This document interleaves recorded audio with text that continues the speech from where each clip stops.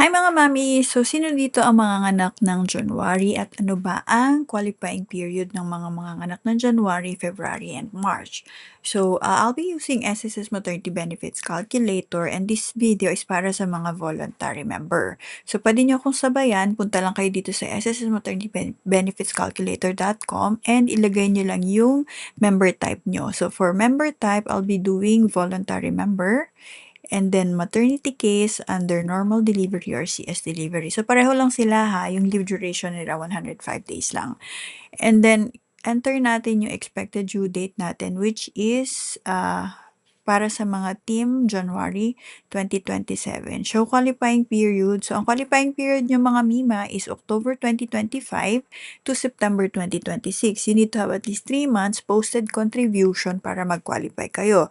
But since May pa lang naman ngayon, so meron pa kayong mga natitirang qualifying period. So, pwede sa isang quarter, ngayon kasi kasama pa sa isang quarter yung April, May, June. So, pwede pa kayo mag-generate ng isang PRN and bayaran nyo siya on or before I suggest June para in case na may adjustment sa EDD nyo, pasok pa rin siya. Alright, so hindi siya magiging late payment. So, bayaran nyo siya on or before June or as early as possible.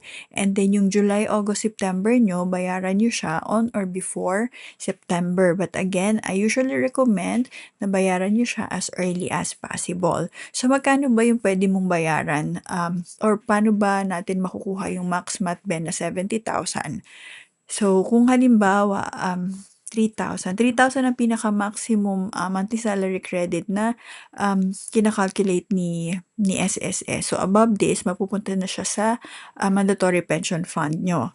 So, kung 3,000, babayaran natin for April, May, June, July, August, and September.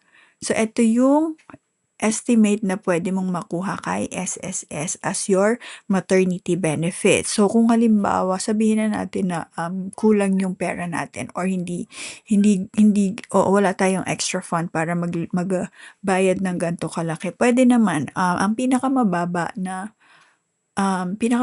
natin na pwedeng ihulog kay SSS as voluntary is 750. So, kung 750, ito naman yung possible or estimate na pwede mong makuha kay SSS. Yan.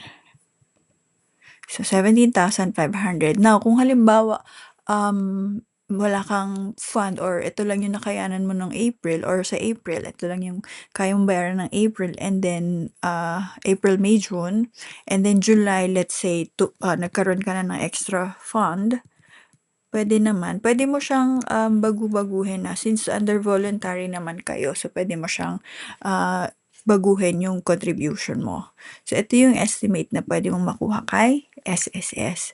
So, para sa mga gusto magpa-calculate or magpa-estimate ng kanilang SSS, so, comment nyo lang your EDD and your month contribution and then sagutin natin siya. Or, for self-computation, punta lang kayo sa ssmaternitybbenefitscalculator.com.